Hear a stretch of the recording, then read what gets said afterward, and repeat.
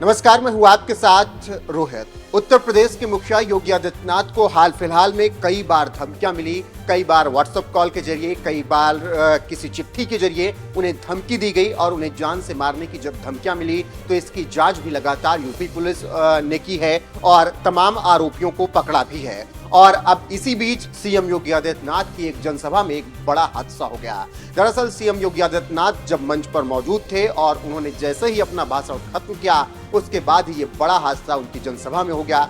दरअसल सीएम योगी आदित्यनाथ लखीमपुर पहुंचे और यहां पर वो नगर निकाय चुनाव के लिए प्रचार कर रहे थे और जनसभा को संबोधित कर रहे थे। जैसे ही वो जनसभा को संबोधित करने के बाद मंच से उतरे वैसे ही आंधी और तूफान आ गया, बारिश भी हुई और इसी दौरान सीएम योगी का आदित्यनाथ का मंच उड़ गया और इसके बाद वहां पर भगदड़ मच गई। आपको बता दें कि तस्वीरें आप जो देख रहे हैं ये लखीमपुर से ही आई हैं और ये तस्वीरें उसी जनसभा की हैं जहां पर सीएम योगी आदित्यनाथ जनता को संबोधित कर रहे थे और उसके बाद जब तूफान के बाद मंच उड़ गया तो वहां पर भगदड़ मच गई। हालांकि पुलिस ने तुरंत स्थिति को नियंत्रण में लिया और सभी चीजें ठीक हुई। आपको बता दें कि सीएम योगी आदित्यनाथ को इस हादसे में कोई भी नुकसान नहीं हुआ है, लेकिन जैसे ही ये खबर आई उसके बाद सभी सीएम योगी आदित्यनाथ के लिए हैरान और परेशान नजर आए।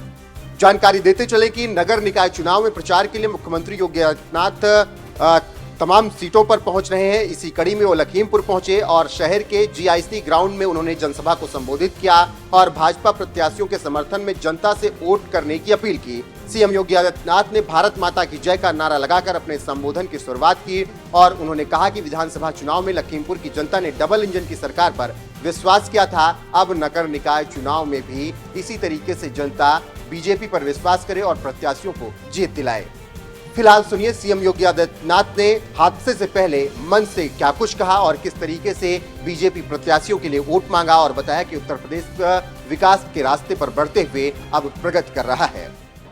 यहाँ की एयर स्ट्रिप को एयरपोर्ट के रूप में डेवलप करने का, एयर कनेक्टिविटी आप सोच सकते हैं, लखीमपुर खीरी से भी देश के लिए और लखनऊ के लिए या दिल्ली के लिए वायु सेवा की सुविधा एयरपोर्ट के माध्यम से देने की बड़े कार्यक्रम को आगे बढ़ाने के लिए कार्य कर रहे हैं। भाइयों बहनों, टूरिस्ट आएगा, रेस्टोरेंट बनेंगे, होटल बनेंगे, गेस्ट हाउसेज बनेंगे।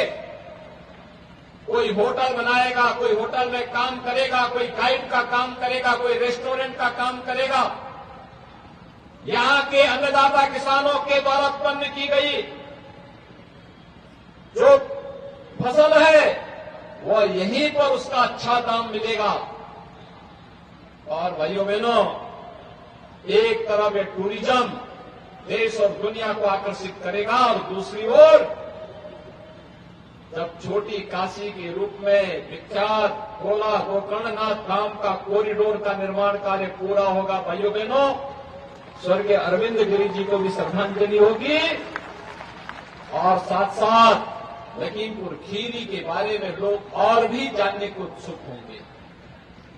भाइयों बहनों, हमारे ये धार्मिक स्थल राष्ट्रीय एकात्मता के तो स्थल है ही, आस्था के प्रतीक तो है ही।